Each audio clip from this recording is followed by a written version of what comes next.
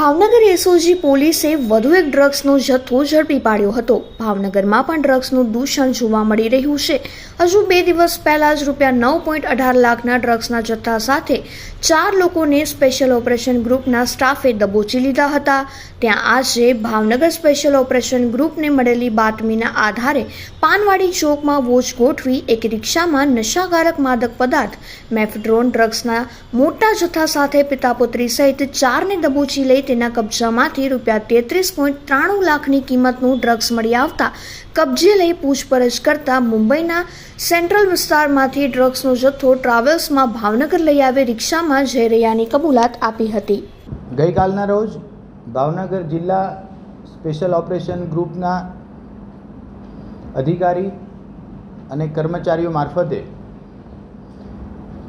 નાર્કોટિક્સના એક કેસમાં એમડીનો 339 ગ્રામ જેટલો જથ્થો પકડી પાડવામાં આવેલો છે। સમગ્ર કામગીરીમાં પીઆઈ AR વાળા, PSI CH મકવાણા અને તેમની સમગ્ર ટીમનું ખૂબ મહત્ત્વનું યોગદાન રહેલ છે। ગુનાની વિગત એ પ્રમાણે છે કે ચોક્કસ બાતમી અને વિશ્વાસુ માહિતીના આધારે એવું જાણવા મળેલું કે ગઈકાલના સવારના સમયે કોઈ ખાનગી ટ્રાવેલ્સમાં અમુક ઇસમો બોમ્બેથી કે કોઈ બીજી જગ્યાએથી એમડી ડ્રગનો જથ્થો ભાવનગર ખાતે વેપાર કરવા માટે લાવનાર છે। સમય અને જગ્યા ઉપર વોચ રાખી સવારના સમયે પાનવાડી વિસ્તારમાં એક શંકાસ્પદ રિક્ષાને ચકાસવામાં આવેલી। રિક્ષામાં બેઠેલા 3 મુસાફરો અને ડ્રાઈવર તમામની પૂછપરછ કરવામાં આવેલી। ત્યારબાદ આ 4માંથી 3 આરોપી કે જેમના નામ કનીઝ ફાતિમા, સનાબેન અને રાહિલ નામના આરોપી છે।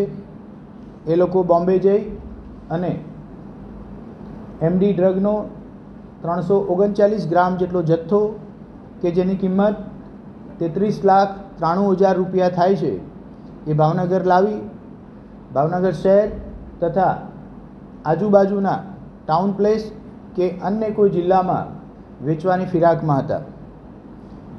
જે રિક્ષા ડ્રાઈવર છે એ પણ આ 3માંના એક આરોપીના પિતાજી છે।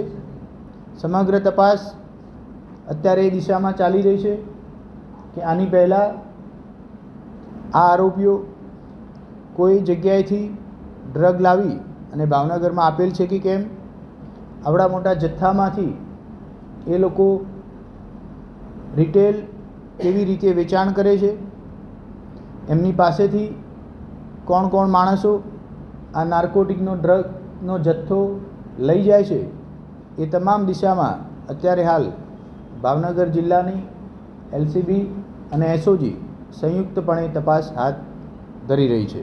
આરોપીઓને લઈ અને તપાસમાં મુંબઈ જવા માટેની તજવીજ હાથ ધરવામાં આવેલી છે।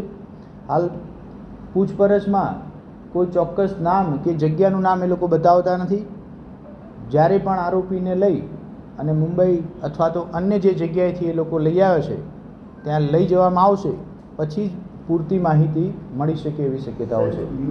મીડિયાના માધ્યમથી આજે યુવા પેઢીને ખાસ એ સંદેશો પહોંચાડવાનો છે કે કોઈ પણ પ્રકારનું વ્યસન માણસની જિંદગી બરબાદ કરી નાખે છે। ખાસ કરી નાર્કોટિક એના દ્રવ્યનું સેવન કરનારના શરીરને અને મનને અંદરથી ખોખલું કરી નાખતું હોય છે। શરૂઆતમાં ઉત્સુકતાના લીધે આ વ્યસનની શરૂઆત થતી હોય છે, જેથી મીડિયાના માધ્યમથી તમામ યુવા વર્ગને એ મેસેજ કન્વે કરવાનો કે કોઈ પણ રીતે આપણે આ નાર્કોટિકના નશાના રવાડે ચડીએ નહીં।